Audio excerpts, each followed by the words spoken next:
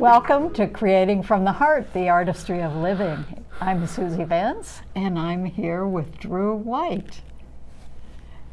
He's head of ALCO. Tell us what ALCO is. ALCO is short for Access LaPorte County. Now, a lot of people, those that do know what ALCO is, they think of us for our television stations, which you can see here in the background, 97, 98, and 99. But we are the stewards of public access television here in Michigan City and LaPorte County. And that means that you can watch almost every meeting that takes place in LaPorte County, right?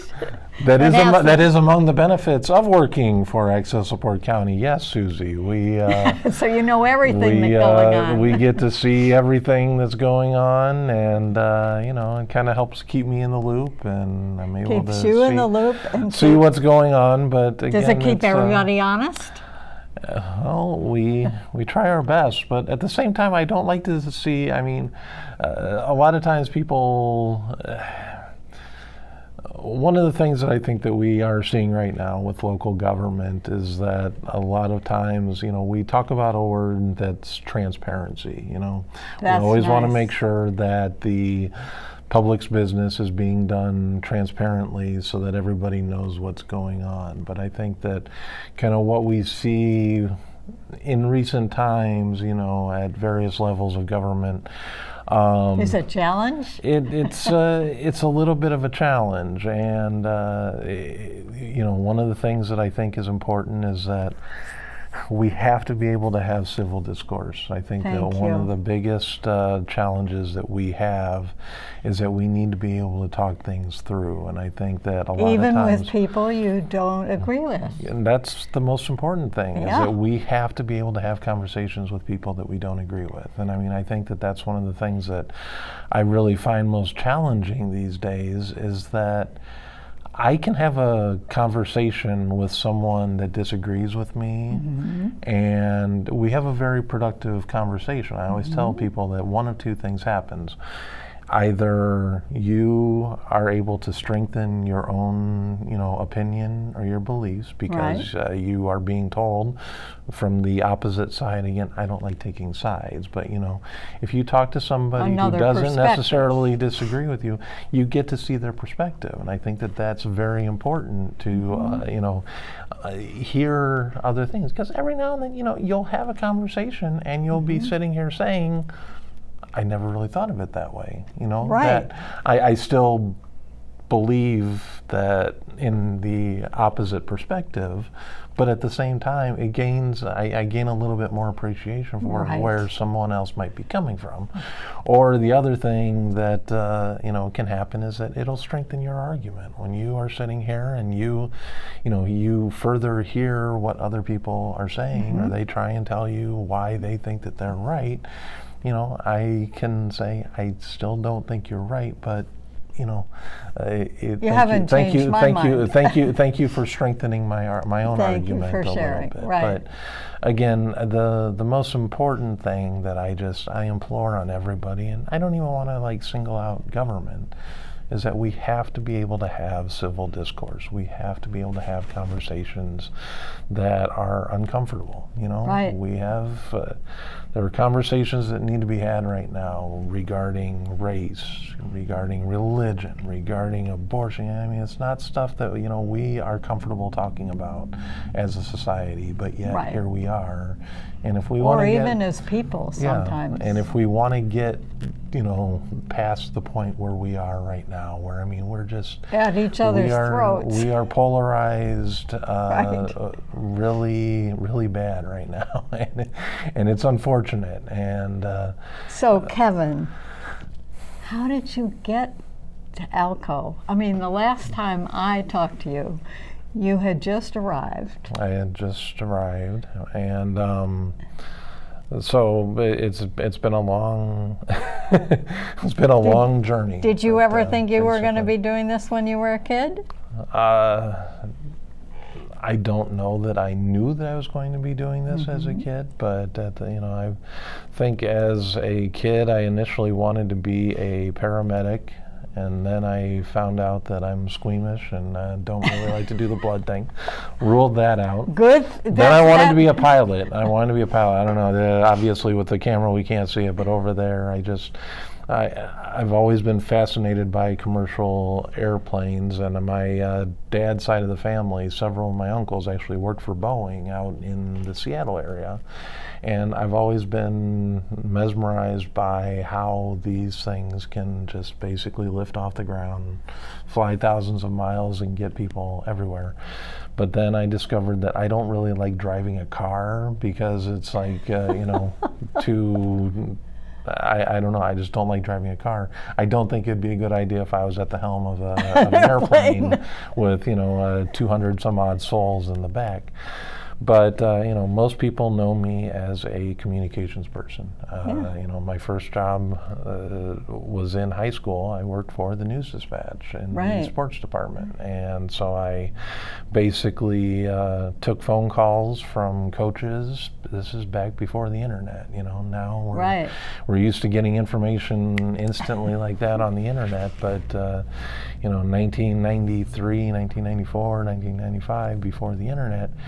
If we wanted to know what the final score of the Westville basketball game was, or the South Central Union Mills football game was, it was because their coaches took the initiative to give us a call at the newspaper, and we would you had to be there. We would have it in the next day's paper. But that was kind of my initial job. So communications is what people have always known me. I mean, for a long time, I was. Even after I had gotten out of communications for a while and I was working in the gaming industry, still people connected me with the newspaper. And so I would get calls saying, how can we get this in the newspaper? And I'm like, I'm working someplace else now, but I've always been kind of a student of the media. And so here's the funny thing is that when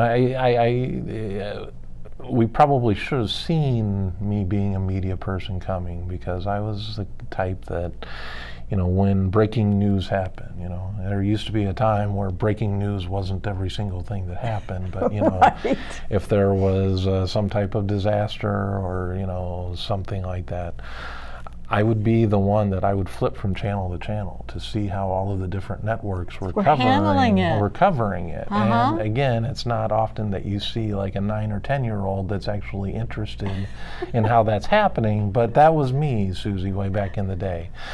And in a way, it's I've probably found my destination in all of this. But no, I've adopted a tremendous team here. Lee Schelling was actually a reporter at the News Dispatch when I first worked at the News Dispatch back in the 90s.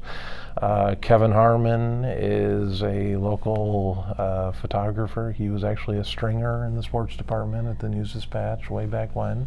So these guys are these guys are used to. I first met them when I was literally a teenager in high school, and so you circle this around to where now all of a sudden I'm their boss, and it's like I love the team, and Andy Steele and Anna Galloway, I want to make sure that everybody gets their due, but Andy has been working in public access television here in the community for the better part of 25 years. But and you have quite the team. Yeah, we have. I would not want any different team. All of the guys that we have a pretty special knowledge of the community, and we know a lot of who's who and what's what. And what I can honestly say is we all care for the community. You all care for the community, and you're all committed to transparency. Right. But it's one of those things where Access LaPorte County is contracted by the county and Michigan City, and also a few other entities around, but you can see channel 97, 98, and 99 in the background here. 97 is our government channel. That is the one where you see all the meetings. Basically, we have about 50 commissions and boards that we're responsible for making sure that whenever they are in session or they meet, it's up there. That we are able to capture that in some capacity. There's what I call the Big Four, which is the LaPorte County Commissioners, the LaPorte County Council, the Michigan City Common Council, and Michigan City Board of Public Works. Those are kind of the ones that take precedence over all of the other ones. But we have tree boards, we have licensing boards, we have redevelopment commission, planning commission at the county and city. I mean, it's just. How about economic development? Economic development, the urban enterprise zone is kind of the commission that works with economic development. But it's very important to know what's going on, and I really do believe that the key to, I always use this phrase, getting us past where we are right now. We're at a position in Michigan City where I've previously mentioned my time at the newspaper. The newspaper, there's still people there trying their best to do what they can, right. But the News Dispatch or the Herald Dispatch is much smaller than it once was. Right. When I first worked there, you had about 85, 90 people under one roof. Right, I remember you those had days. Editors, you had reporters, right. You had photographers, you had a librarian. Mary Beth Paterka was the librarian. But then on the other side of the partition, you had the advertising people, and then that was still at a time where they were printing the paper here, and but now they print it up in St. Joe, Michigan, and just basically there's I want to say about 5 or 6 people that work for the Herald Dispatch on a full-time basis between Michigan City and LaPorte. And again, with the digital age, it's clearly all that much more important that you're doing what you're doing. Access LaPorte County was actually originally founded as a website. We were kind of like the yellow pages of Michigan City and LaPorte County. I mean, we literally predate Google. And so, I mean, when you sit here and you look at the timeline, Google was created around, I want to say 1998, but the original charters of Access LaPorte County predates that into the 1997. But right now, if you want to find something out about whatever it is, all you have to do is go to Google and type that in, and you will find phone number, address, their website, everything like that. But before Google, we didn't have that luxury. So what Access LaPorte County existed as was almost like a yellow pages, for where you could go to this page, and then you would be able to find links for all of these different places that you could go on a local level. So now, if I go to Access LaPorte County and a meeting happens, AccessLaPorteCounty.org. Remember, .org, not .com or net, .org. Okay, yes. So if I go to AccessLaPorteCounty.org and I want to see the sub meeting that was like a week ago, can I do that? You can do that. You can do that. So we, on our website, we archive meetings for about 1 year. And so any meeting that we have we have recorded for broadcast on Channel 97 is available on our website. So I also assume that once that year is gone, you don't just throw them away, you archive them someplace. Down in our studio, we have about 3 decades worth of VHS tapes and DVDs with meetings from every entity that we have always worked with. And so one of our projects, actually, and this is one of the things that I'm kind of excited about. The guys aren't excited about it, but one of our ultimate goals with Access LaPorte County is that we are going to make those 3 decades worth of meetings available via YouTube. What this entails is going back and uploading, digitalizing everything. Uploading. Fortunately, a lot of it's already on DVD, so it's already digital in a way. But you do have to change it in between file formats. But Wow. In the past, if people have wanted a copy of a meeting, they would contact us, and they would ask for a DVD, which we would then sell them for about $25. And I am a big believer that, you know what, Access LaPorte County has been given a lot of money by the county, the city, all of the entities that we work with.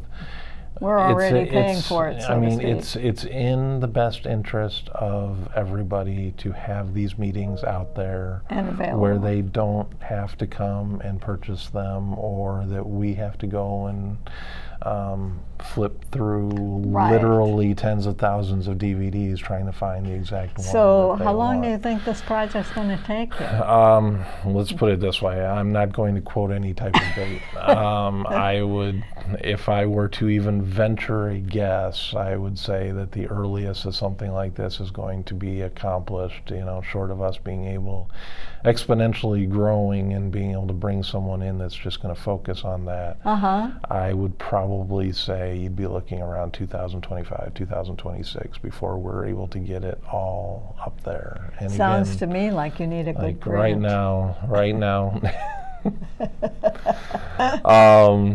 You know, it's something that I'm actually really excited about, because I want, if somebody for whatever reason wants to watch the July 8th, 2008 meeting of the Michigan City Aviation Board, I want them to be able to do that, you know, instantly. And I think that is in the best interest of everybody to be. I mean, if we want full transparency. This guy is the transparency of government personified. But, you know, and I give we use that term transparency, and again, I think that we in a perfect world want to have full transparency, but at the same time, you know, just going back to how a lot of the boards and commissions that we're seeing right now, and again, I'm not singling out any single board or commission when I say this. Right. We have to realize that we're all a big family, and sometimes we're going to have our disagreements, and sometimes we're just, you know, it's not always something that we want to have in, you know, on video for posterity and everything like that. The disagreements. And I think that one of the things that we sometimes, you know, we have what are called open door laws, which, you know, are supposed to protect the public, to make sure that the public's business is being done in the public. But, you know, there's a lot of times where I'm sure that you've had disagreements with members of your family or something like that, and it's not necessarily something. It's not necessarily something that you want to have out there in the public. So, again, we are part of the entity where it's like, we're not trying to embarrass anybody. No. We're not trying to, you know, create documentation of friction. And I think that sometimes, you know, people do play to the camera a little bit, and, you know, I think that, and you don't, public service is very strange, because I believe that we all should be working together to make our communities, make our county a better place. But I think that we do have individuals that actually don't want to get involved in public service because they're satisfied going to work, coming home to their family, doing whatever leisure activities it is that they enjoy doing, and they're fully within their rights to do that. But I believe that there's a lot of people that don't want to get involved in the public service aspect of this, you know, sitting on a board, sitting on a commission. Right. Because of the antics that they see going on in the various meetings. And one of the things that I really want to be able to get to is to where people are not afraid of participating. They are willing to sit on boards and willing to sit on commissions. I spent 13 months as the president of the Board of Works, and if you would have told me about 2 years ago that I would have spent 13 months as the president of the Board of Works, I would have said, me? I'm a golf coach. I worked in the casinos for a while. I'm unapologetically Michigan City, and I'll do anything to help the community, but I wasn't exactly what I would have considered, you know, public service material. But again, instead of asking why me, I said, okay, let's do this. Let's do it. So basically, I had a crash course in Robert's Rules of Order and finding out what kind of makes Michigan City work. And what I really took out of that time as president of the Board of Works is that we have a lot of really good people that work for this city. We do. Both elected, appointed, and volunteer, and hired, and volunteers. Yes. Last year, Nora Riska yes. and Mike Kilborn, they did the Michigan City Green Clean, and again, I was really moved by the fact that was an instance where people just took it upon themselves to make the community a better place. It wasn't we need a grant to do this, or they didn't ask permission. They just went out and picked up trash. And got other people to do it. And it inspired other people to do it. Mm-hmm. I went out and did it on Easter Day of last year, and we were still kind of in COVID, but I was out there I went full out, got a reflective vest to make sure I was safe, and I was even wearing a mask and everything like that. But it's just, we have to take it upon ourselves to make this community a better place. And I think that too often we like to go on Facebook and say, well, why isn't this getting taken care of? Or, this person doesn't care that the community is going to hell in a handbag. But we're always sitting here waiting for other people to take the initiative. And I kind of feel myself as blessed that I'm in a position where I can sit here and try and initiate, some of that change, try and encourage people to learn and participate in these meetings. Well, we all appreciate it, and I'm sure even way beyond Michigan City, your message is a good one. Yeah, and again, I will say this, I am born and raised in Michigan City, with the exception of about 2.5 years when I was yay high, very small. I lived in California, but I have gone to schools in Michigan City. I've been here basically my entire life, and you guys ain't getting rid of me, because this is what I know. And you also found your dream job. Yeah, and so I think some people kind of think that term is corny, but I literally am living a dream, because it's like, some people come up and be like, how's the new job going? And I think that one of the true signs of a dream job is that, I've been in this position for the better part of 8, almost 9 months, and it barely feels like I have worked, but we have had a lot of tangible improvements. There are things that we've done, and there are things that I want to do even more, even better and more efficiently. And I'm quite ambitious with what we're going to do here at Access LaPorte County, but a lot of it involves getting back to our roots. And kind of serving as a place where people can go for information. Obviously, I used to work in journalism, and the word news almost kind of makes me leery anymore, because it's like I constantly have to remind Lee, we are not a news outlet. News outlets are entities that are going out there and they're looking for information to give the public, but basically, because we work for the government, one of our main priorities is making sure that we get the information out from Michigan City Hall, from the county complex, from the Sheriff's Department, from the Michigan City Police Department. We live in a different day and age. I think that before the internet, not a lot of people knew what press releases were, but now press releases are kind of, a synonymous thing that people just in the general public are privy to getting press releases. Right.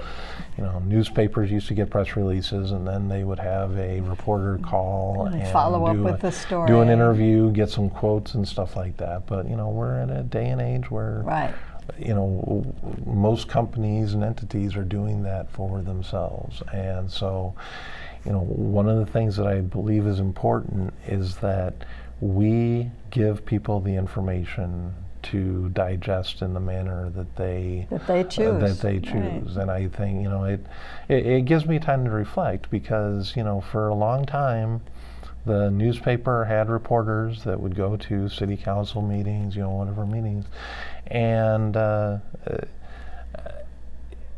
so when I was on the Board of Works, there were times where I would read a newspaper story that it was about. Whatever. It was like 3 or 4 days after the fact, and I won't even say that it necessarily spun it in a particular way. But one of the things that I do believe is that for a long time we would read the newspaper and just basically believe that that was supposed to be taken out of that city council meeting. And I kind of believe that even today, if you were to take 10 writers, have them go to a meeting and be like, okay, I need you to give me 12, 13 inches on what happened at this meeting, the odds are you're probably going to get about 10 different versions of the story. And so, again, I think it's important. I want people to go to meetings. One of the things that I actually really cherish about the fact that I'm in this position, and it started when I was, before I was at ALCO, but I was on the Board of Works. I was going to city council meetings because I wanted to know what was going on. I wanted to have a good grasp of everything that's going on. And what I really want people to be able to do is go to our channels or go to our website and bring up a meeting, and then be able to go to the city website or go to the county website and pull up the agenda and be able to follow along at home, so that you know how these meetings work. Yeah, you have your own perspective and your own interpretation. Right. And there's nobody telling you what to think. And I think that is, we don't have the luxury of getting the Cliff Notes version of the city council meetings anymore. And I'll be honest with you, I think that we might ultimately be better off by, kind of forcing ourselves to become a little bit more involved. The groundwork is there to take care of a lot of problems. You want a stop sign in your community or in your neighborhood. Heck, just today, I am not affiliated with the city of Michigan City anymore, but I fortunately have the ability of communicating with people that work for the city. My wife and I were stopped at an intersection, and she said, that street sign is completely faded. You can't even see it. So when I got to a convenient, safe place, I shot a message to someone that might be able to help. And, they let me know that such and such a sign was on order and that it was going to be. But he also said, thank you for bringing it to our attention, because I think that one thing that happens is a lot of times we just assume that everybody knows that there's a problem. Right. But and we blame people don't. If it doesn't get fixed. Yeah, but what's even worse is we go on social media and we critique and we make fun of people because of how bad things are. Where if we all got involved, if we all chipped in, and we discovered our own roles in doing all of this. So I'll go ahead and do that. Social media. There was a portion of road in Michigan City that had some, let's call them weeds, that were growing further than they probably should have been. And I, basically had gotten to a point where it resembled a tree. And so there were some individuals on social media that decided they were going to use that as an example for why Michigan City is, And so basically this particular area was about 1/10 of a mile from my house. And so I went ahead and grabbed some loppers and I made the walk down there. I cut it down, problem solved, no more tree in the median. And it's one of those things where a lot of the problems, a lot of the fingers that we point and everything could be very easily taken care of. Right. But unfortunately, we like to make other people out to be the bad guy, or it's just easier for us easier for us just to go on Facebook and can you believe that this is happening the way that it is? But I want to see Michigan City become a stronger place. I want LaPorte County to be a stronger place, and I think that we have a lot of tools that have gone unutilized for a long time. Well, this is certainly one. This is, again, this is my office at the old Central School building, 301 East 8th Street. But so we love it. You can kind of come here, and I've really tried to make it my own. But again, I've had people say it's just inviting. I've got my table back here, so technically we could do meetings right here. Yeah, there's a couple other boards and commissions that are. That I have them come to my office because I'm blessed to have this situation to where we can talk, and I'm always open for conversation. I think that that's one of the things that has had people almost confused in a way, is because even people who don't agree with me will come and talk, and after that conversation we will kind of part ways.